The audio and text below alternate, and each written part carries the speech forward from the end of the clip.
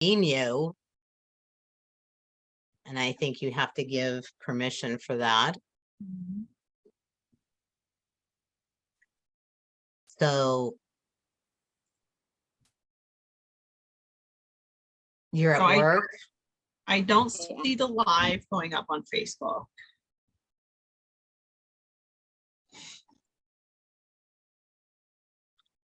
Okay, I'm gonna. That's how it was. That's how Sorry, it was. Cindy. No, that's okay. That's how it was marketed. So I kind of had to get out of the ego mind and be okay with being there, and was able to share that while I was there. It was really helpful to kind of place that aside and just be open to the experience.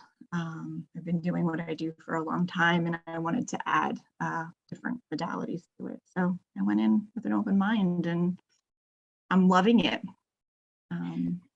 So, because the reason why I ask is I know you've wanted to do that for quite some time, and I've certainly been behind you and supporting you and encouraging you in that. Mhm. And I know that, you know, you resonated with it, as you said, when you went to the event, the live event. And I think you have a you know, certainly a connection to music and a love for it. And yet I think there are other energetics that you channel and transmit that would probably be a stronger natural way for you, if you know what I mean. So you're very, very, very connected to the elements. Mhm. Okay, and more than to the elements, hairs are standing up, to the elementals. Okay, what do you know anything about the elementals? I would like you to tell me. Well, tell me, have you ever heard it before, and do you know anything? I know I've shared with you before, trees, clouds, elementals that way. Okay. So those things speak to me. Okay. So so when I'm talking about elementals, I'm referring to the, oh, good Lord, they're standing up so high, they're jumping off my skin. The elementals are the beings that oversee and regulate and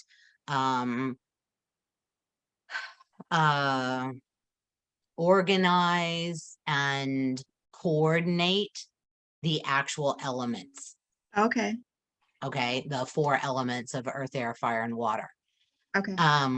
They are present throughout the ancient cultures.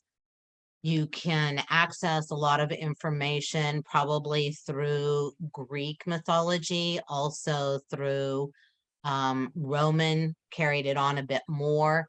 In other ancient cultures, they're referred to differently. Oh, okay. But what I'm hearing right now, even brings emotion. Are you familiar with the Japanese, I hesitate to call it a religion as much as an old just way of being culturally, the Shinto? Mm-mm. Okay. So the ancient way of Japan before Buddhism, before any of the other religions came in, was a deep and intimate relationship with the elements. Now, all ancient cultures had that, but the the Japanese culture have a very different relationship. They are nature spirits, they're elementals. They are beings right out of the land and the trees and the rocks and everything that is. It's just a different flavor entirely than the nature spirits. That's usually from other cultures, and the duties are a little bit different. With this particular form of the elementals, it's like there is no separation. There's no separation between the element and the item or the aspect of nature that you're looking at. Did you ever see this great example? You know me in movies, right? Did you ever see Narnia? Yes. Trying to think if it was the original. I think it was the original, The Lion. They're saying yes, The Lion, the Witch, and the Wardrobe. Mhm. And the little girl, as she's going towards the camp where Aslan and all the other beings are, she encounters for the first time a tree being. Mhm. Do you remember that at all? Mhm. Okay, so it's out of the tree, and it is a being, and yet it is the tree at the same time. It's hard to explain, but that image or that experience, you Mhm. know, I wish it went on for more than a few seconds like it did in the movie, but you could really feel into that. There are other access points. I'm hearing for some reason Frozen, Mhm. okay, also Mhm. because she's not an elemental, but I think maybe it's in the second one where you can really feel Mhm. that elemental. I don't even remember the second one, but she has such a deep connection to, you know, water in the form of ice and, you know, it's frozen form. Mhm. But it seems to me there's a vague memory of something in the second. Mhm. Maybe it was the wind, Mhm. but it's like it's a being, Mhm. right? And so this the elementals, as I said, in other cultures oversee and regulate, and that's, you know, when I'm working with them, that's who I refer to. But this is a very, very different flavor, and this is more your way of magic. And not only your way of magic, but your way with, it's like the energetic that you run through your system, okay, on a daily basis. And, you know, for me, I didn't actually have the take the opportunity to do the intro I was going to talk about. But if you have, are you on a time frame? Um, for the time that I'm here, for the time that you allotted, yes. Okay, but on your end. For till like 2:30. Okay. So, Mhm. okay. I didn't know whether you only had your, you know, like the 10-minute slot or you had a little more time. So what, and this, you know, comes right in as we're talking about it, is that magic is an interesting subject to begin with, but we all have different energetics within our system, and they're very purposeful. It's not that we haven't encountered many different realities, many different existences in our time, even in this universe, much less eternity. But we've chosen as a soul particular energetics that are connected to existences that would benefit or amplify or assist in our soul project. Okay. And our soul project really is only about something that we as a soul want to experience and create in and through the physical human experience, which is really challenging. So, I mean, to be able to do that, do those things in and through such a limiting and limited form, which human and the earth 3D plane is. So when I say, excuse me, when I'm told that it's more than, you channel, it's when you are more fully you literally can become an elemental. Okay. So the way we access these energetics within us is through, let me back up a sentence. In order to channel these energetics in and through us, we have to have the capacity as a container, as a physical and energetic container. And when we're only using a percentage of ourselves because the rest of us, the rest of our energy is utilized to protect, modify, expand upon the defense system, okay, then we're only left with maybe 20%, maybe a little bit more, surprisingly. So as we transmute, so let me back up one more sentence again.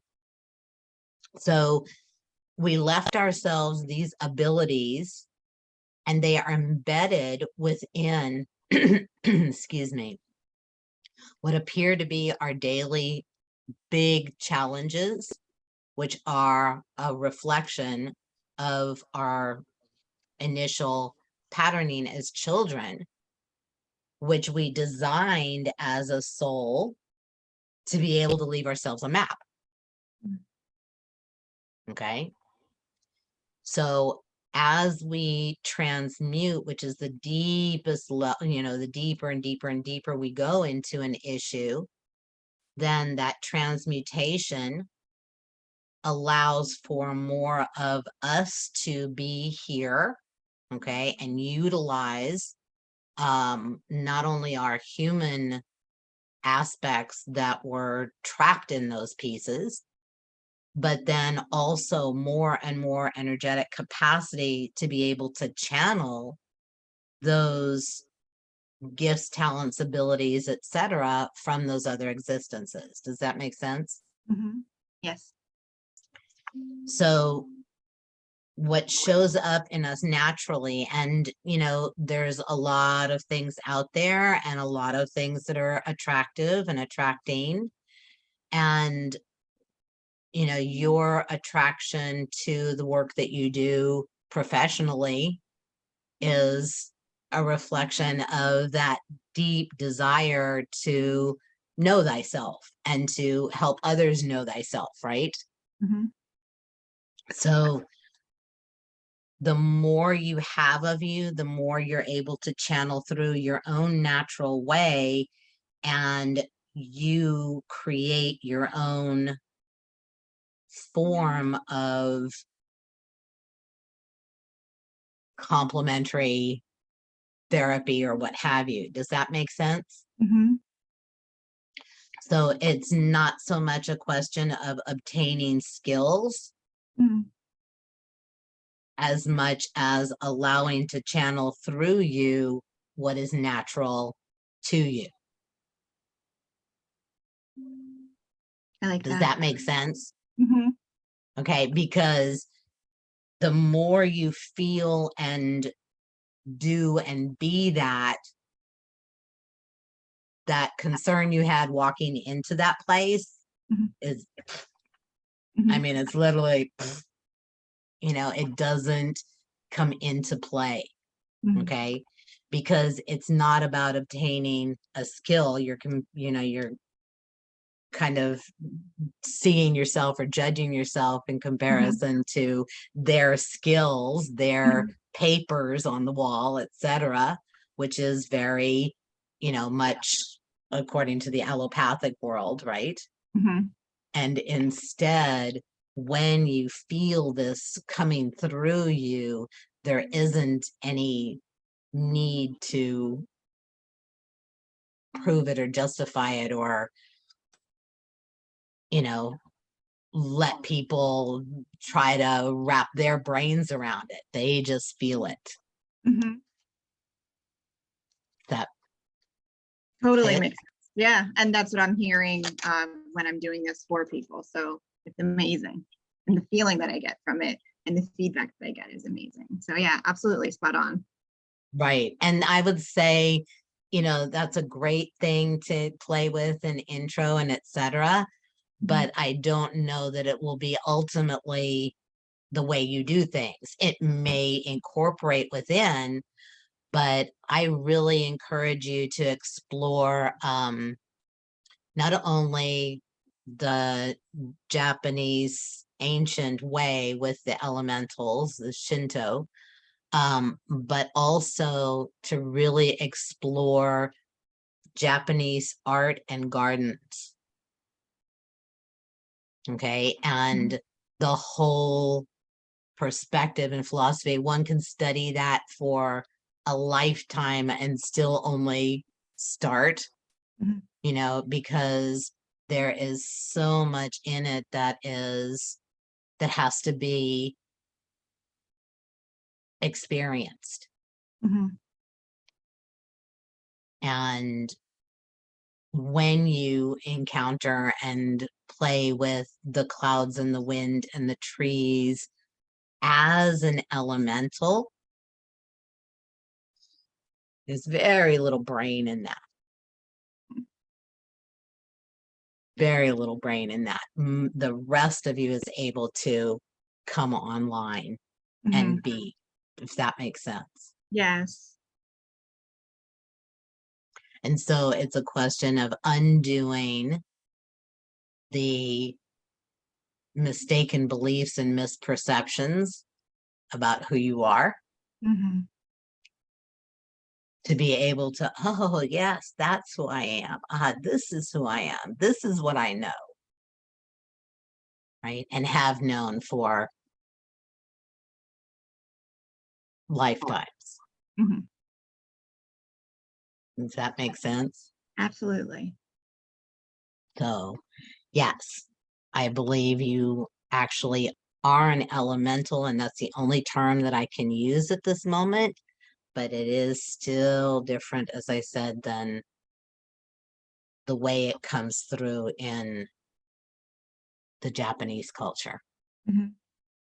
or the ancient Japanese. Any Thank you. questions? Do you have any questions about Out that, there on my sweetie? notes, like writing and writing. It's good I stuff. get Thank it, but you. this is recorded and Yes, it will that's be on true. YouTube. So you can, refer back to it. I don't Thank see you. anybody else. Evelise, where are all our people that had appointments? This is very odd. So That they I did reach out to a couple of them while you were talking. Some of them just got stuck at work. Okay. Well, Yeah. if they appear before we go into the deep dive, then great. But Right. it benefited you, Jen, because I didn't have to shorten it. So cool, sweetie. Any other questions you have about that or any of the other concepts or anything I mentioned? No, I think this was great. It's super helpful to hear. And I appreciate that. I'm gonna definitely look into Shinto. And it definitely makes sense. So thank you. I appreciate it. My pleasure, sweetie. You know that as always. And when we talk about magic is interesting because magic you know, in literature and in movies and so forth is, you know, magic wand or, you know, doing spells, et cetera, et cetera. But magic is simply a form of creation that is extremely rapid and beyond imagination, different than a miracle. A miracle we can imagine, we can, you know, create what we want to happen, let's say, or not create what we want to happen, but, you know, we understand that that's, well, quote from another movie, a miracle is what seems impossible but happens anyway. Okay, but we can see, we know what the problem is and what the solution is. Whereas with magic, magic is a beyond what we could imagine solution or answer or happening. And it occurs lightning fast. So in order to really access magic, we can't use intention. We can't use planning or manifesting or goal setting or visioning, because that all is going through the brain or the will. And magic responds to desire, to wish, and to the feeling of wanting something or wishing for something. And when we are able to also sit in our own energetics and make that wish, then corresponding beings and realities and the universe come together to, it's beyond create, to create something with many, many factors, very complex, that we certainly could not within our current abilities or even ideas come up with. Does that make sense? Mhm. So it's like, we can't, it's also something then that we can't control per se, with intention and goal setting and envisioning and all of that. It naturally has levels of control versus just sitting in the deep desire of what you want and then allowing, you know that word, right? I don't use it at all, right? Allowing the universe and other factors, including our own energetic abilities, to then come together and create it. Does that make sense? So it's very, very different Mhm. than miracles and very, very different than visioning or envisioning, or because again, any of that goes through the brain, through the third eye. So, and there's many, many, many forms of magic. And we are even seeing, you know, scientifically and with all the problems that are going on in the world, there are solutions constantly coming out on a daily basis in all the different disciplines of science. So we're getting to a point where science in some ways is getting a little closer to magic. And there's, again, a great quote from Thor, the movie Thor, where he's talking to the physicist and he says, in your ancient times, you called it magic. Now you call it science. I come from a place where they are one and the same. So it is a way of bringing forward our own abilities, as I said, combined with other forces, to have something happen. And each person here is here for a soul project, and each person matters, no matter how much work they're doing on their consciousness or not. And the human aspects and soul aspects that you need are through those issues, through those challenges, through those wounds. It doesn't just stop at the point where, you know, okay, I've cognitively and behaviorally got it and I understand, and then, you know, let me just control that and I'll be okay. But instead, it's an invitation always to go deeper and deeper and deeper and deeper into the root. And that's where the portals open to these other existences. But when you're talking about that depth of transmutation or metamorphosis, we are not meant to and not allowed to go in alone. As you can well imagine why. With the work that you do, right? So there are many, many, many flavors of magic in the world. Some of them are very little used, or even, I said, they're certainly not gone from this world, but they may be so deeply phased into another time space that it's very, very difficult to access them.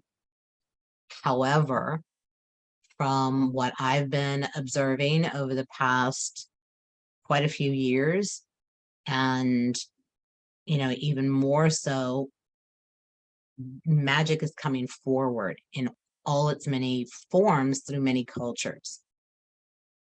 And certainly in the ancient cultures, they were very aware of and accessed those forces and worked with, spoke to, acknowledged, recognized, honored, valued, sometimes feared the beings that represented other worlds and realms, right? And kingdoms. But it was all true. The myths, the stories, the legends, they're all true. So I encourage you, even with, you know, both the Japanese culture, look into any of their myths and stories and legends, but also look to the Greek and ancient Greek to just, again, kind of get a flavor and a feel for those beings that oversaw the elements per se. And again, they're in every culture, right? And still recognized in many.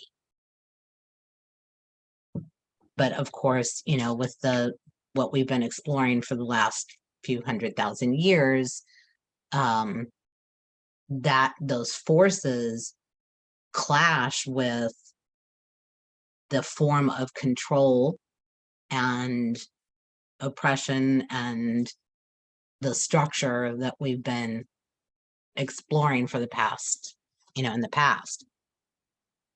So that is why magic is coming again, making itself available. The other challenge is that it allows itself, or I mean, is accessible through land and nature and different locations on the planet. So the more we damage or cause damage to different areas on the planet, we are endangering or making it more difficult, or even endangering the access to those other worlds and realms and kingdoms. Because once long ago, there was a cooperative effort. There was a back and forth in many places around the world between the magical and human. And then as we began to explore more and more this pyramidal structure and the separation and form of energy or structure that we've been exploring, little by little, either the magical kingdoms and worlds either phased into another time space or into the earth or into nature, or close those portals almost entirely for their own protection and to wait until man had done its thing to be able to then, once more mature, which is what we're doing in this evolutionary leap, then the connection can be reestablished. Does that make sense? Mm-hmm. So I just got back from Iceland, which is a place just jam-packed with magic. Magic of many different forms, many different worlds, many different realms. And it is very, very near the surface and very accessible. There are other places on the earth where it is more accessible. Not, well, I don't know if it's but places in Latin America, Ireland, it's very, very difficult for magic to really come forward again as it has been and as it was. It's beginning to in the British Isles and different places, but there was such a concerted effort by governments, by the church, by conquerors to completely eliminate the cultural connections to the ancient ways, which limited the ability for man and the magical to interact. And that was very purposeful, of course, because, you know, the power of magic is pretty huge, right? In different forms. Some are just to, you know, do day to day. And then some are very, very large. What just struck you? The piece of how thinking about a couple sentences back, how doing damage to the planet and how it's endangering access to that. It saddens me thinking about that. Yeah, it also causes some Mm-hmm.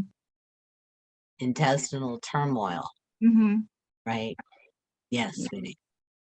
Because again, that your connection so deeply through different land masses or different, you know, combinations of stone and green and trees and clouds, you know, that's who you are. Mhm. So as I'm, you know, speaking, the energies are coming through and you could really feel that endangerment or that damage, right? Mm-hmm. And then it's not just here, it's you know, it's not just on our continent, it's worldwide. It's Absolutely. Absolutely. That's one of the things that is being purposefully done in the Ukraine. Mm. If you devastate the land, if you burn the land, Mm-hmm. and you take away the people's interaction with the land and the forests, you not only destroy them, Mm-hmm. but you destroy all of the energetics and the magic and the way Mm-hmm. of that land and the magical. Mm-hmm. And that's been done thousands and thousands of times by conquerors, by religions, by what have you. Mhm. And still it survives. Still there is a willingness. Still there is an offering, right? Mhm. And so as each individual does their deep, deep, deep transmutation and metamorphosis, and you bring these back online, you are supporting and recognizing and acknowledging and valuing and honoring and interacting with and listening to, so that their existence continues. Mhm. And you're emanating and generating that beautiful connection and communication and collaboration and cooperation and communion through whatever way you choose, right? Mhm. Whatever way you create, and just by walking through the world Mhm. more as you. Does that make sense? Yeah.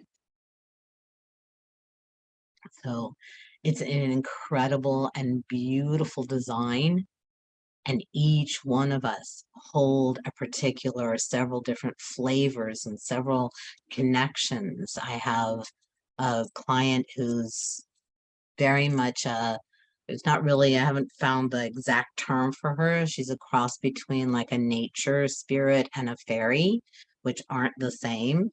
And she just goes around life and she interacts with someone in a store, or, one of her clients in her work or what have you. And it's not like she's sprinkling fairy dust or doing a spell, but it's like, she has, just with her words and her way, she's enlivening and reminding and making awake again those parts within other people.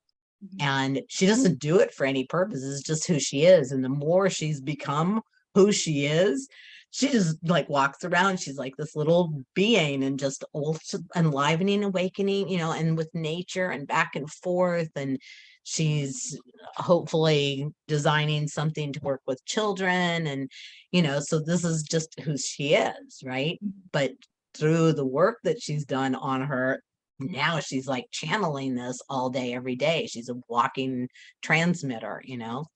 I have another client who is very, who accesses deep magic, which is kind of the magic underneath a lot of things. And she's a scientist, Mhm. and she's, working a way to bridge energetic and, pure science, or what it's become right now. Because there is, she works with bacteria and microbes, and they have a mind of their own, and they have their own little world and kingdom and everything, and sometimes malevolent as well. And, it's hard for people to conceive of that there can be something that is purposefully, malevolent in nature. But Mhm.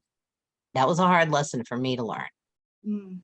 because I thought nature was wonderful, beautiful, and good, and nothing in there. I wouldn't have no problem throughout my life. I wouldn't have any problem walking into any setting, any landscape, any forest, anything.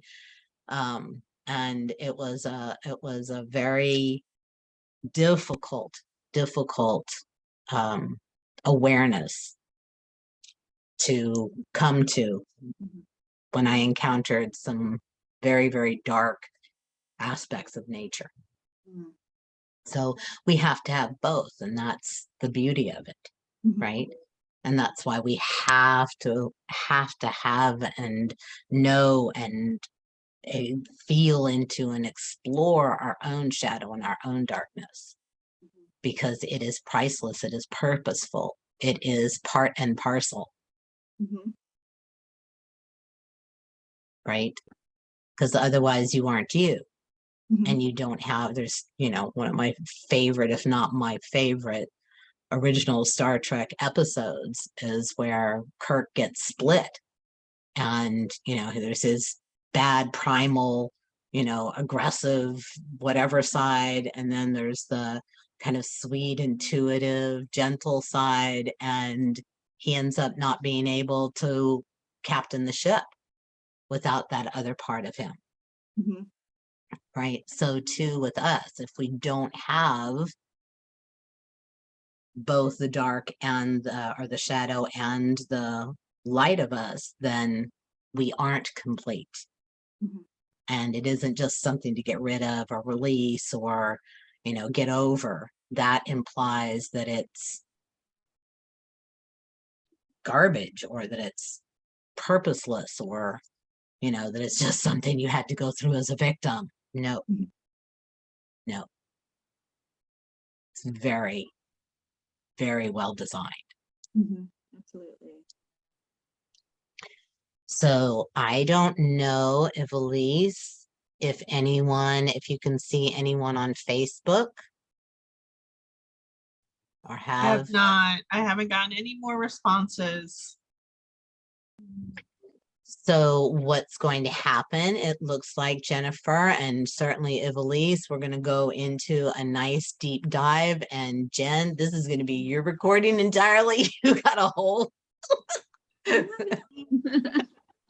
whole thing that's just yours and no one else. Unless I can cut off somehow the deep dive and maybe just have that. Evelise, we'll see if we can figure out a way to do that. I don't know if I can. I think I can edit it. But then Okay. all of this,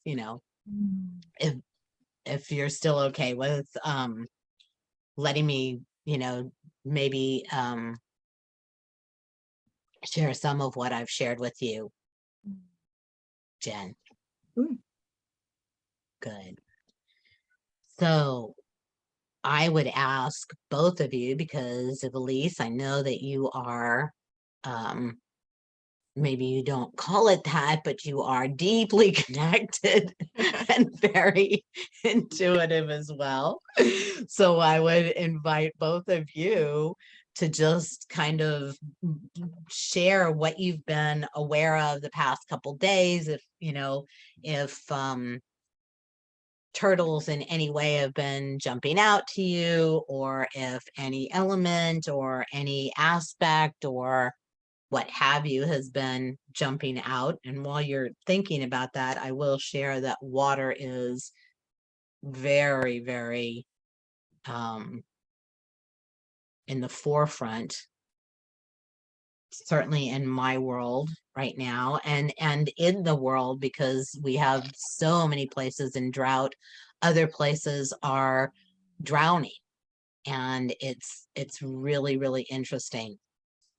And so water represents so very much, psychic energies, emotion more than anything, because of its strong connection to the moon. And of course, we are 98% water as it is. So what we're experiencing is kind of being amplified in us through the water of us. And I have a sense, I'm not sure, but I have a sense that many, many people right now are feeling dehydrated. Either of you been Yeah. experiencing that? I mean, and no matter how much water you drank, it just isn't really happening. So it's a very it's a very interesting phenomena that, our relationship with water. And here, Jen, is where, you as someone who can channel elemental energies, can learn how to not affect water per se, because that would be imposing one's will, but to communicate and connect and collaborate and cooperate with water and commune with water so that water can do what it needs to do. Does that make sense? It's a wholly different way. Because so often you go into events or into meditations and everybody says, okay, now we're all going to do this. And, or we're going to send this to the earth or this to some location. And that's really bending, if not breaking, spiritual law, because you don't necessarily A, have permission, B, your assumption of what is needed, you know, and then imposing that upon either the earth or an aspect of what's going on in the world.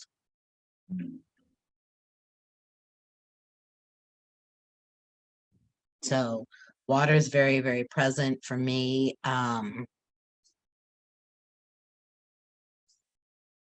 Also the rabbits have been coming through. And it was really, really interesting that I had a session a few weeks ago and with a client who lives down in Margate, and she said they're like overrun with bunnies, like her dog's going berserk. And I was telling her, you know, and I hadn't thought about it, I have not seen a rabbit here. They live in my home for months, probably since the fall. I don't even know since when, maybe early spring. So I was very, very worried about them and started, you know, like inviting them or allowing that energy to be here. And I saw one yesterday. So they're either back or something has shifted. So they're very present and they represent so much. Certainly their strongest representation is fear and all the different aspects surrounding that, but also their gentleness and their vulnerability. So that's going to be in the mix today as well. So anything either of you have been noticing? I'm sorry? Blackbirds, always. Blackbirds. Mm-hmm. And Wow. do you know what kind? Are they like crows or blackbirds or? Smaller than crows, but just always blackbirds, whether they're in my car, around me. Just notice them constantly. And have you looked it up at all? I did. I looked up the meaning of blackbirds. I'm sure there's several different types of blackbirds, so I don't know what kind they are. But I looked up and they talked about intuition and protection. So that felt good. It resonated with me. And that's what I took from it. Interesting, sweetie. And I'll look up in one of the reference books I have and try to send it to you if I can. Okay. Anything else besides not just strictly related to animals, but anything in general that you've seen repeated? Water always is something that's familiar, and I go to saltwater specifically. That I love to be around, be in, it's cleansing. So water also. The bunnies is funny because we have bunny rabbits everywhere in our development. So we see them everywhere, abnormally, an abnormal amount of them. It's odd, like where are they coming from? Trying to get out underneath of the fence in the backyard. They're just everywhere. So I actually didn't look that up. So that's some of the things that they represent. And where are you? Aren't you near the shore? Marlton. Oh, okay. Mm-hmm. Okay. So yeah, there versus here. And Elise, you were shaking your head. Are you also bunny-fied? Yeah, a lot. So we have like I live in the woods, so animals are not like we get a lot of them. But our neighbor, like a couple houses down, their dog got loose and she ended up in our yard. He's like, oh, she's chasing the rabbits. And I'm like, well, there's a huge amount of rabbits in my yard. And he's like, well, they're probably just going to your yard because you're like the safe yard. I'm like, even though I have dogs, but my dogs are like gentle giants. But yet I have like 10 rabbits just running around our yard.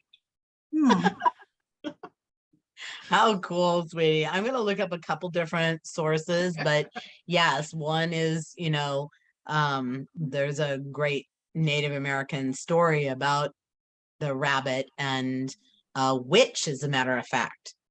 And the rabbit did not behave well.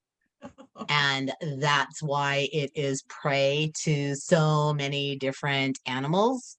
She was like, fine, if you're going to be this way, then I'm going to curse you with this, that you are going to be, not only prey, but you're going to be afraid all the time, looking over your shoulder. Right. So that's one of the definitely fertility, of course, right? Not that, and that doesn't necessarily mean strictly, it means in your creativity, in your business, does not mean necessarily physically, ladies. So I don't think that's something either of you are asking for. I haven't had any more wasp instances since our last meeting. Oh, that was interesting too. So yes, I would say that's probably in the mix also. Did you look it up? I did it. I did tell my friend about it. She's like, oh my gosh, there has to be a meaning behind it, but I haven't. Yes. Jen, just for you, it was so pointedly for Evelise, and she's not a fan, so she literally had to leave the room, like close the door. And yeah, and then her husband came home and he's like, what wasp? It was completely gone. And that's the second time it's happened between our meetings.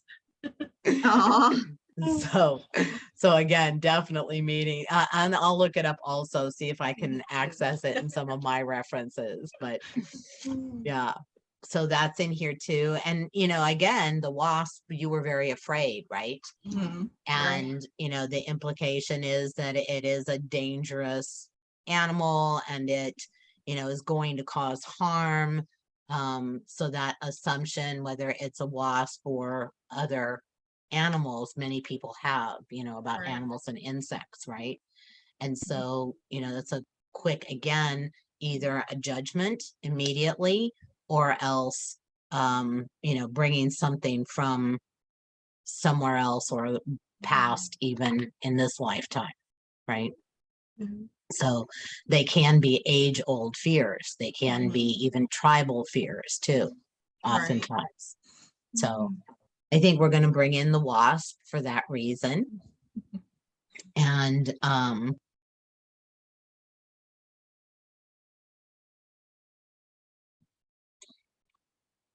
yeah, I think also the idea of sanctuary,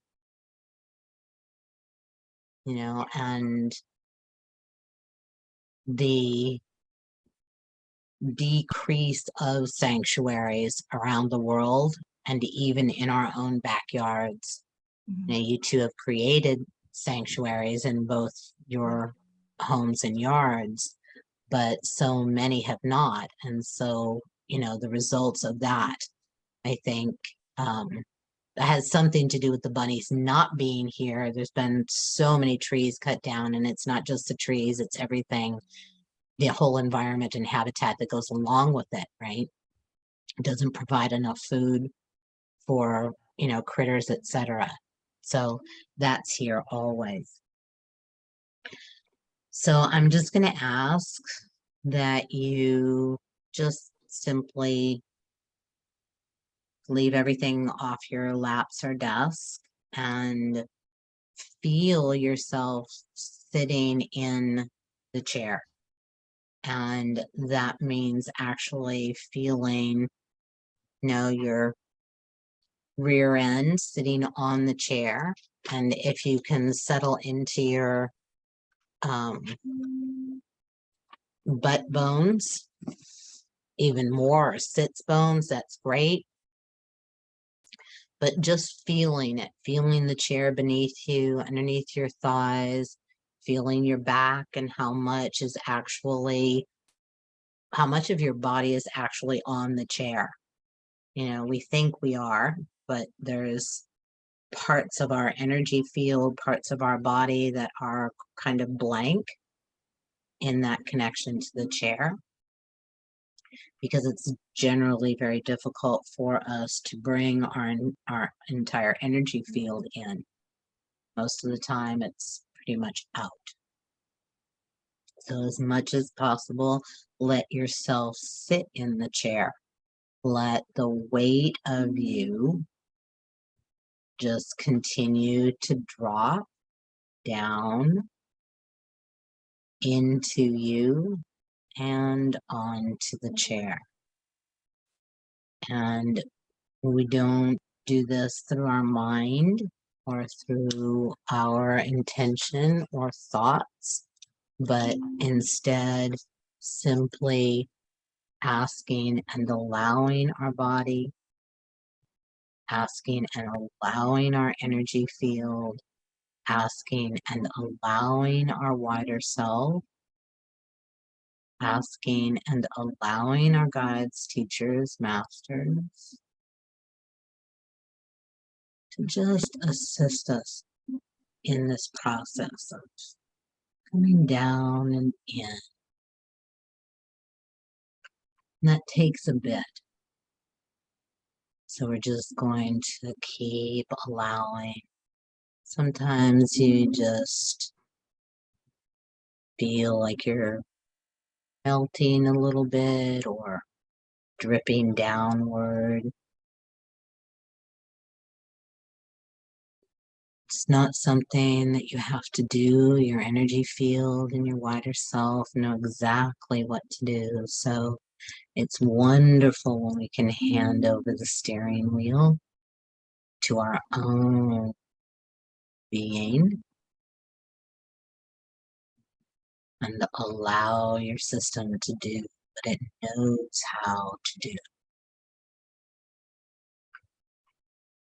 And as always, as part of any energetic practice, invite the elements of earth, air, fire, and water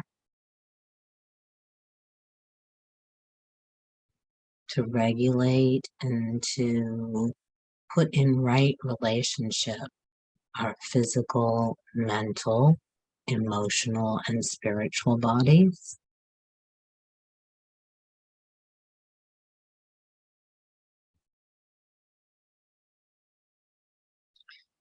We invite the chief to center us within the directions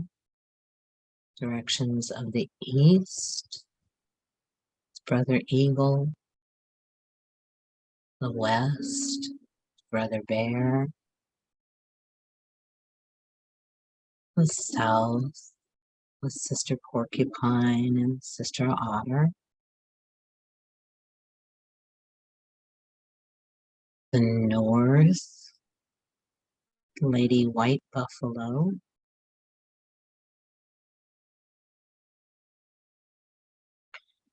the above with our celestial family, cosmic bodies, all of those beings who assist and cooperate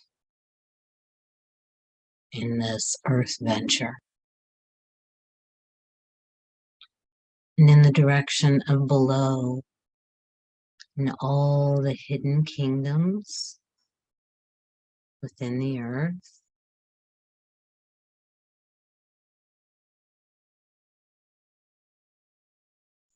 and in the direction of within, for therein lies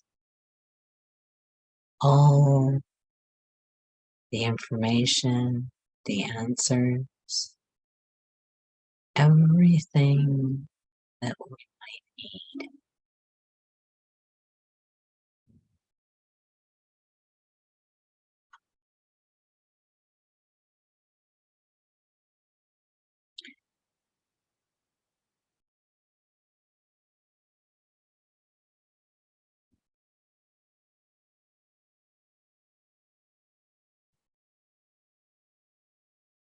And we invite Lady Gaia to deeply earth us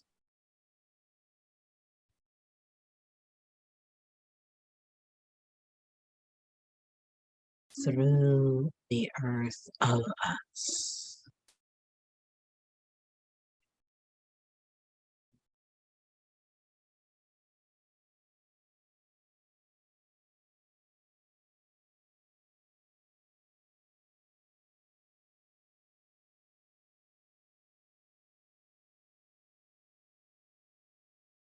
And we invite in the ancients,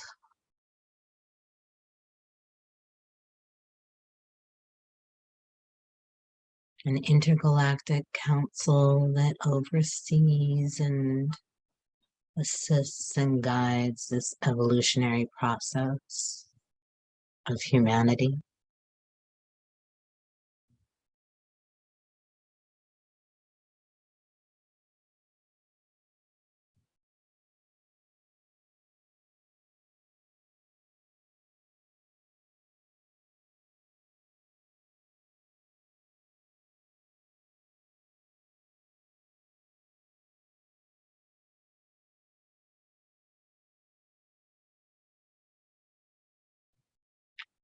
And I call in the Supreme Council of Universal Spiritual Law in conjunction with the Great Earth Council.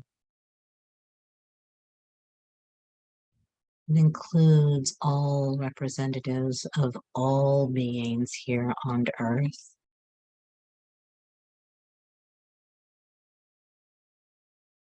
Plant, animal, insect, stone, tree,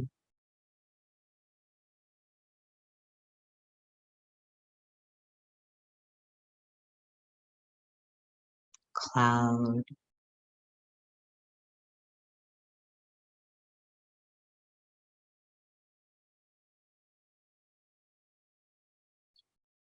all in accord with the dreamers, the deep dreamers, as we dream this new way into being.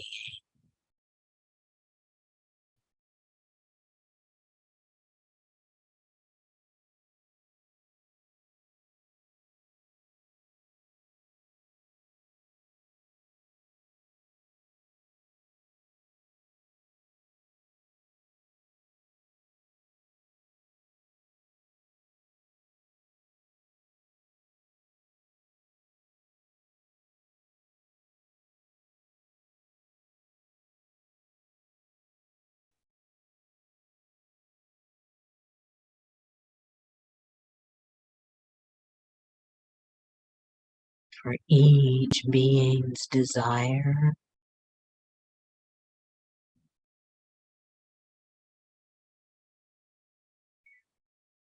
is interwoven within the great lattice or web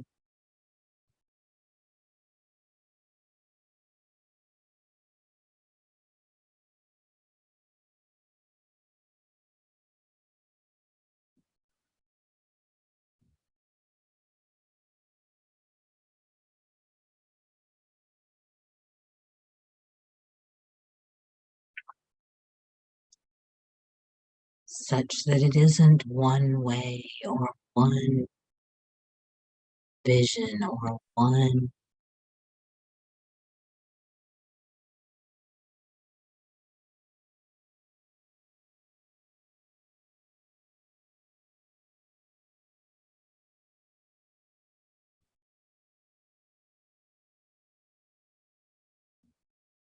but that out of the many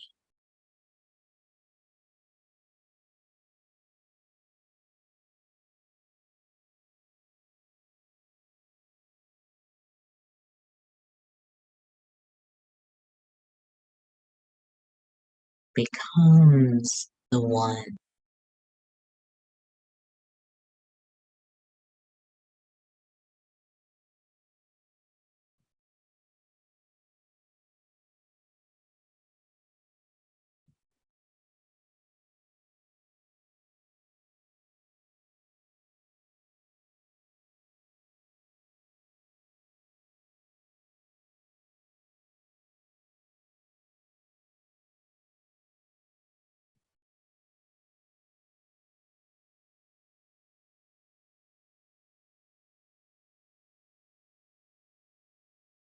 All soul projects are potentials.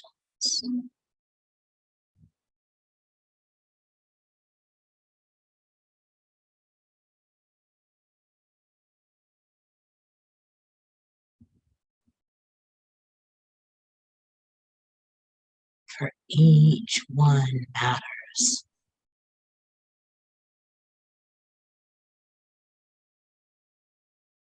Each mountain, each microbe,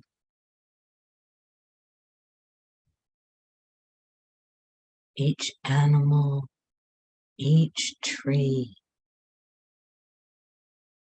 each human matters.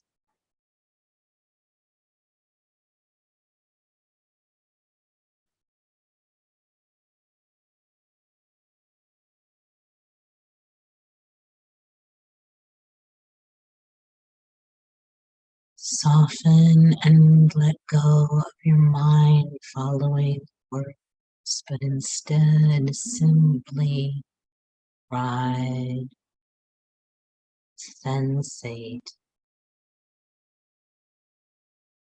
the energy.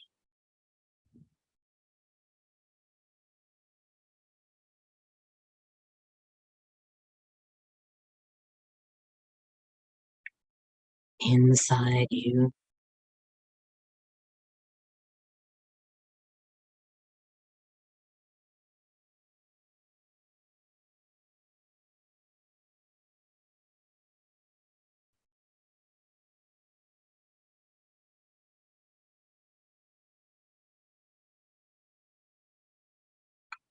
no goal, no intention, no work, no effort.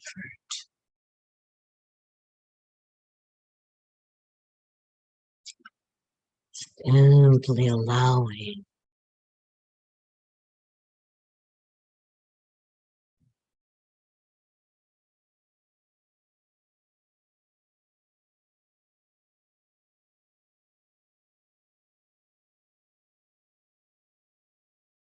simply experiencing this confluence of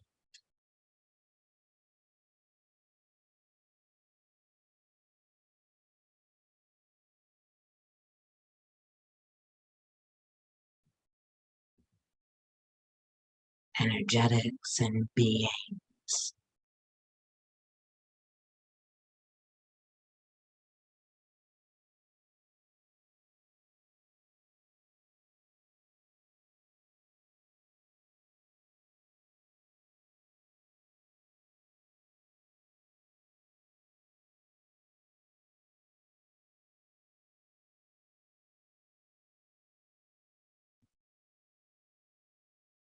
Here to ignite, awaken, enliven, remind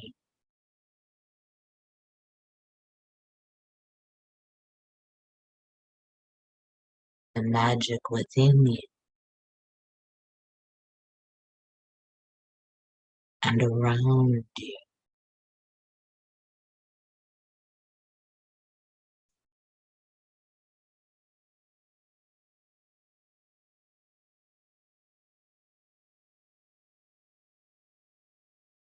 all day, every day.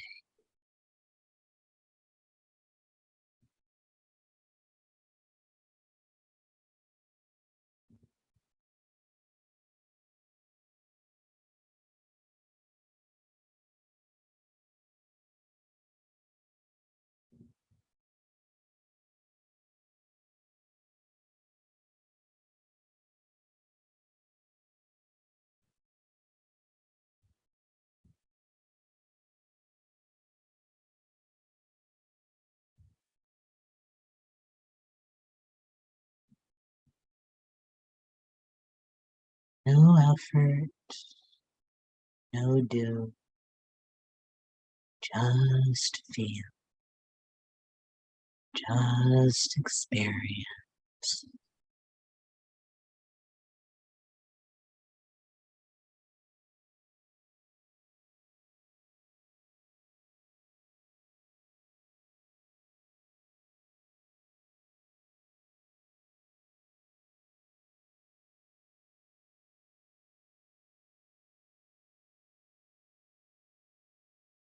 The words don't matter.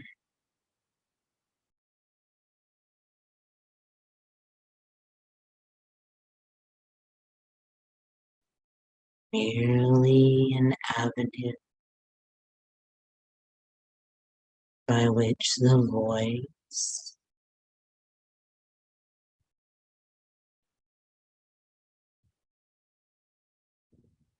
can transmit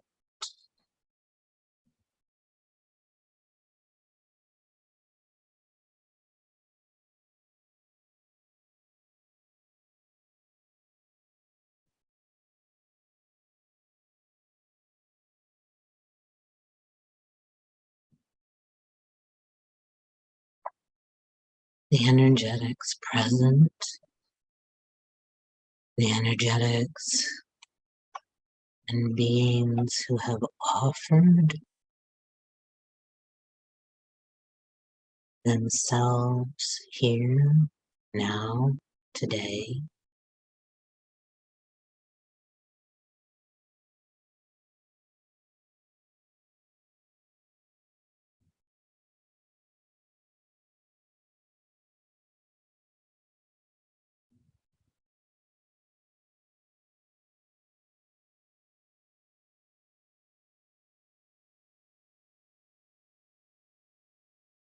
guiding us, leading us, inviting us, enticing us to feel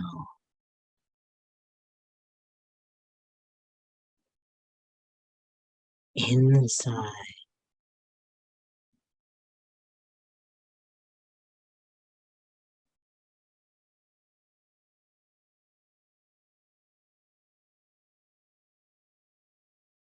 your own individual, unique, very particular flavors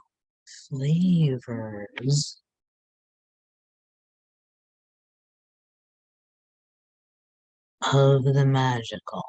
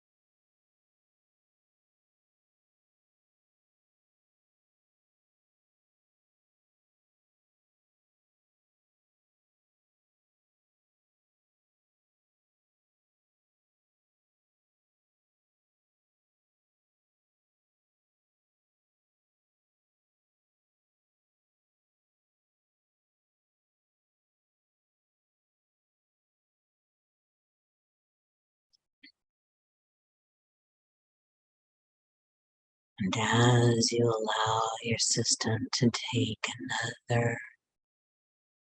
deep drink,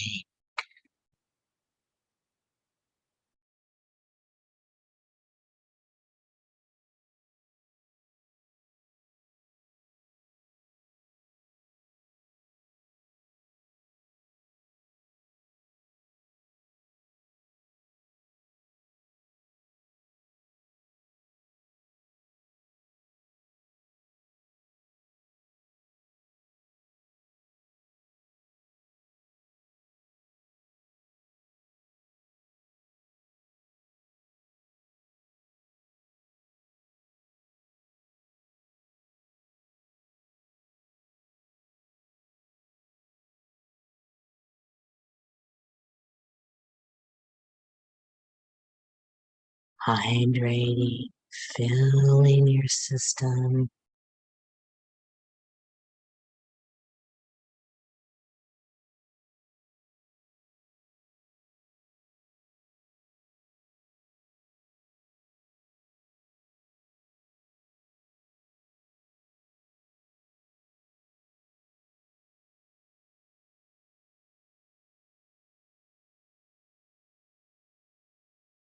and then ever so gently, not leading, not doing, not pushing, but allowing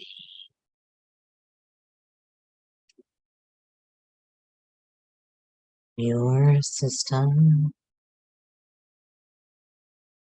to guide you, lead you,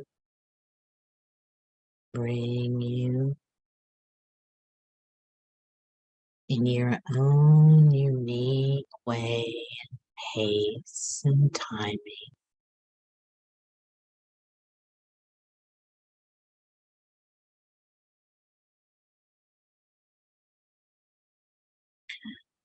Back from perhaps a less physical experience,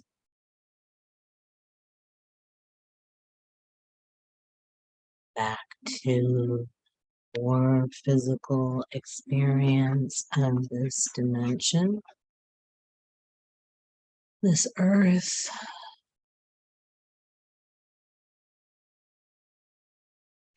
and reveling and enjoying and marking and remembering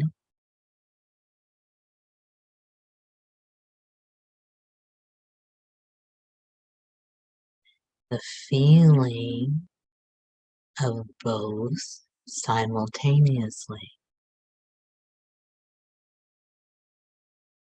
the non-physical experience and the physical experience, where you are both and more,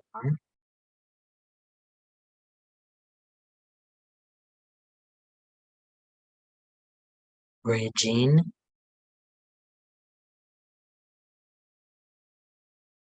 the you that is here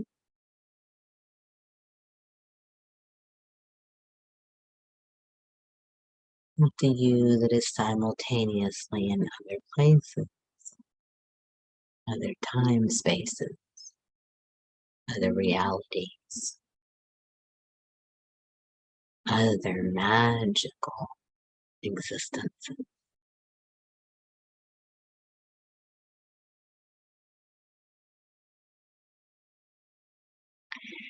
Able to go back and revisit anytime you want.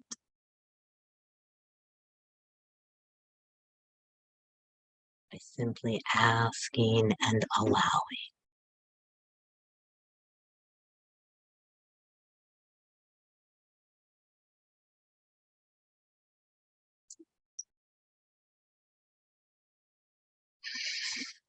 Do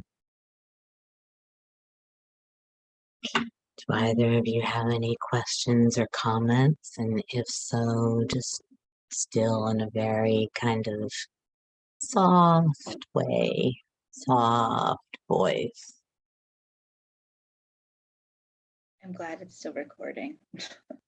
I can go back and do that again tomorrow at lunch again. Anytime you choose, and even as you're going off to sleep, you can just simply call it in, and the more you do so, the easier it is to just drop in.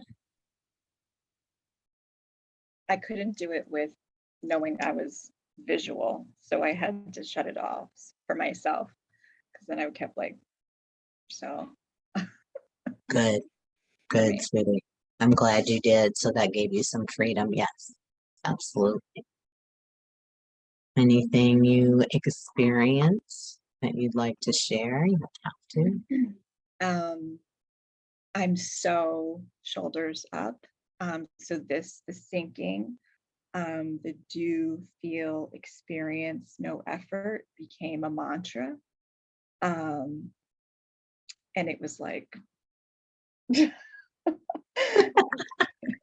which was beautiful. I mean, it wasn't that fast but it felt like just continuing. And then I was in Narnia, that whole Narnia experience, and what I was seeing, and